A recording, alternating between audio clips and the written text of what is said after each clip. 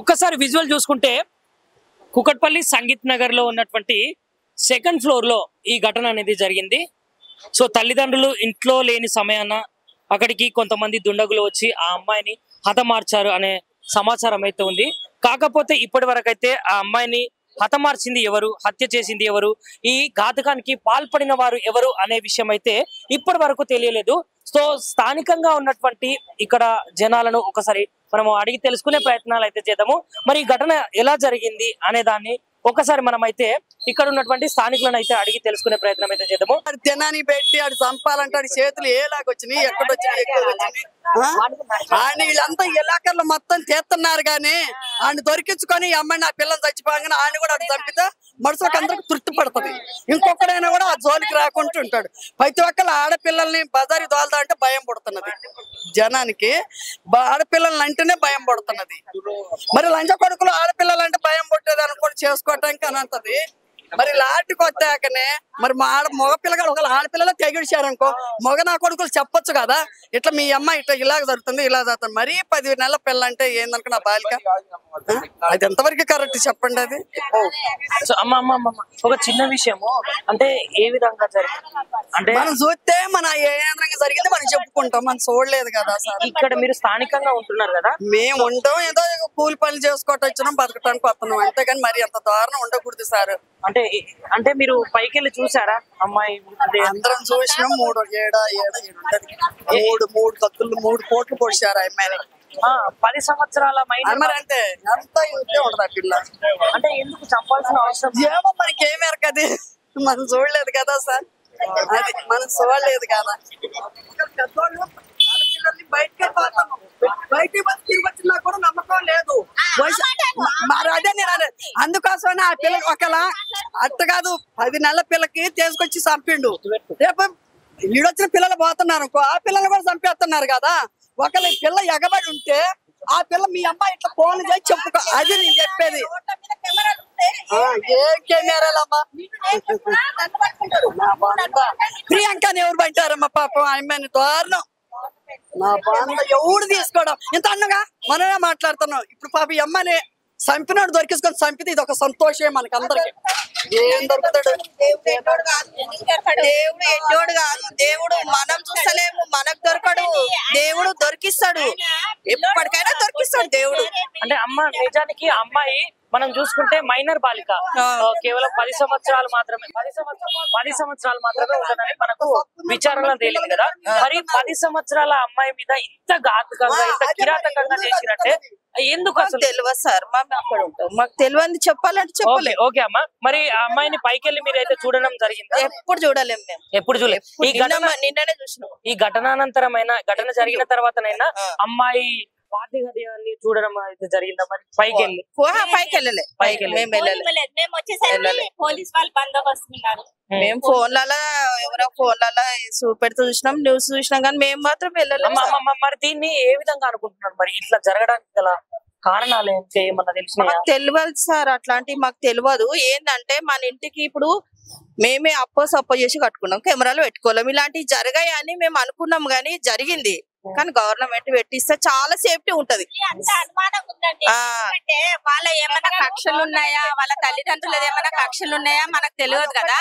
వాళ్ళు ఈ ఊరోళ్ళు కాదు, ఈ ఊరోళ్ళు అయితేనేమో వాళ్ళ గురించి మేము చెప్పగలము. వాళ్ళు 2 years అయిందంట ఇక్కడికి వచ్చి, మాకు తెలియదు కదా ఏం జరిగిందో. ఏం జరిగినా గానీ తల్లిదండ్రుల మీద చూపించుకోవాలి కనుక. పసిబిడ్డ ఏం చేసిందండి పాపము, ఆ చిన్న బిడ్డ ఏం చేసింది? వాడికి ఆ కొట్టినోనికి ఏం అధికారం అసలు? కన్నది ఎవరు, చంపింది ఎవరు? అసలు చంపడానిక ఇంత కష్టపడి ఒక ఊరు కాకుండా ఇంకో ఊరికి వచ్చి కన్న కష్టం చేసుకొని. ఎంత మంచి స్కూల్ అండి, ఆ స్కూల్లో జాయిన్ చేశారు ఆ పిల్లని.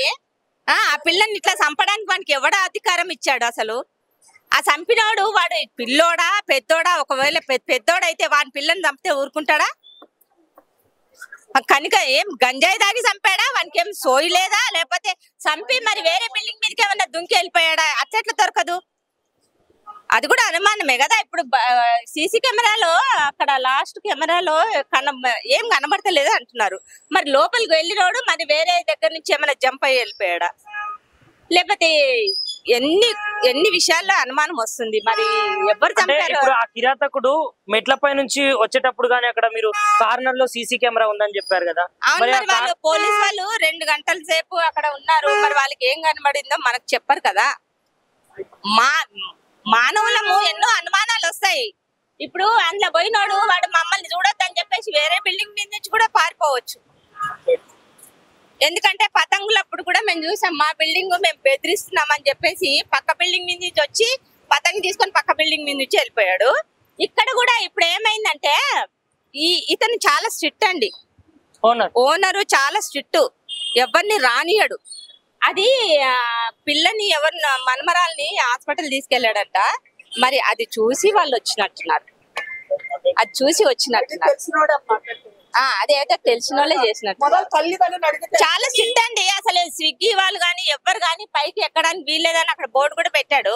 చాలా స్ట్రిక్ట్ అయినా. అమ్మా ఇప్పుడు ఎవరిపైన అనుమానాలు గానీ లేకపోతే వీళ్ళు చేశారు ఏమంటున్నాను, వాళ్ళు ఈ ఊరాలు కాదు, వాళ్ళకి ఏం కక్షలు ఉన్నాయని కూడా మనకు తెలియదు. ఎట్లా చెప్తాం మనం? ఆ పిల్ల పెద్ద పిల్ల ఒకరిని చూసి ఇంకోని లవ్ చేసింది అనడానికి లేదు. చిన్న పిల్ల, అట్లా కూడా అనుమానం లేదు. సో ఈ కాలనీ వాసులు అనుకుంటున్న విషయం మరి ఏమనుందా? సో వీళ్ళు చేశారు వాళ్ళు చేశారు, అందరు షాక్ లో ఉన్నారండి. ఇంత చిన్న పిల్లని కొట్టడానికి వానికి ఎట్లా ఇదైందో అని. అంటే కొట్టి ఇలాంటి ఘాతకానికి పాల్పడిందా?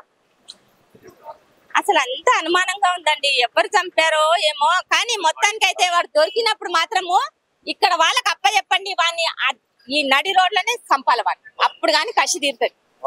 మళ్ళీ ఇంకొకళ్ళని చంపడవాడు. అట్లా చేయాలి. భయం ఉంటది. దుబాయ్ లో చేస్తారు చూడండి, కట్టేసి మొత్తం చిన్న చిన్న ముక్కలు చేసి అట్లా చేయాల. అసలు భయమే లేదు మనుషులకు, భయం లేకుండా ఉన్నారు అంతా. భయం ఏంది? అసలు పిల్లలు ఎక్కడ వెళ్తున్నారు ఏంటి అనేది కూడా చూసుకుంటలేరు తల్లిదండ్రులే తాగి ఇష్టం అన్నట్టుగా పండుకుంటున్నారు. పిల్లలు ఏం చేస్తున్నారో తెలియట్లేదు వాళ్ళకి. మగ పిల్లలు ఏం చేస్తున్నారో కూడా తెలియట్లేదు. వాళ్ళు కొంచెం భయంతో పెంచాలి పిల్లల్ని. జరిగిందంటే అంటే ఇప్పుడు లవ్ ఫెయిల్యూర్ అట్లా ఇట్లా అని కూడా మనము కోణంలో చూసుకోలేము. ఎందుకంటే మైనర్ బాలిక, చిన్న పిల్ల, అభంశుభం కూడా తెలియదు. 6వ తరగతి చదువుతానంట, మరి స్కూల్ కూడా మంచి స్కూల్ ఏనంట. మరి ఇట్లా జరిగింది, మరి సమాజం ఎడిపోతున్నది. ఈ సమాజంలో ఇన్ని ఘటనలు జరుగుతుంటే ప్రభుత్వం ఏం చేస్తుంది? న్యాయం కావాలా మాకు, అంతే మేము కోరుకునేది. అది ఈ జరగకుండా కావాలి, న్యాయం కావాలా మాకు. ఆడ దొరకాలి, ఇల్లు బట్టి ఇవ్వాలి పోలీసు వాళ్ళు. అంటే అమ్మ నేను అనేది ఏంటంటే, ఇప్పుడు బజార్ మీద మనకి ఏదన్నా యాక్సిడెంట్ అది ఇది అయినా మనం ఒర్రుతాం. లేకపోతే ఇప్పుడు ఇక్కడ ఒక గదిలో అంటే ఎందుకు ఇప్పుడు ఒక ఈ దాదాపు 24 ఘాట్లు పడేయంట. అంటే కత్తితోటే కావచ్చు, చాకుతోటే కావచ్చు, 24 ఘాట్లు ఉన్నాయంట. అంటే అట్లా చేసినప్పుడు అమ్మాయి కనీసం కేకలు గానీ బయటికి వినిపించలేదా? ఎట్లా వినిపితేనా? టెంట్ హౌస్ మీద మనిషి, ఒక పిల్ల, దాంట్లోకి ఇవ్వలేరు. ఇంకా నయం, అప్పుడు ఆ పిల్ల ఇంకా పిల్లగాడు ఉంటే పిల్లగాడు చంపేస్తారు. ఆ పిల్లగాడు కూలు ఇవ్వకుండా వానిసో చంపేస్తారు. పిల్లగాడు మళ్ళీ చూసి చెప్తారని పిల్లగాడు చంపేస్తారు. ఇంకా పిల్లగాడు బతికిపోయిండు వాళ్ళు. అంతేనా? వాడు దొరకాలి, దొరికితే మాత్రం బతకద్దు, బతికితే మాత్రం పోలీసు వాళ్ళతో నేను మంచిగా మాట్లాడతా పోలీసు వాళ్ళతో, అంతే. లైక్ చేయండి, షేర్ చేయండి, సబ్స్క్రైబ్ చేయండి. మరిన్ని వీడియోల కోసం బెల్ సింబల్ పై క్లిక్ చేయండి.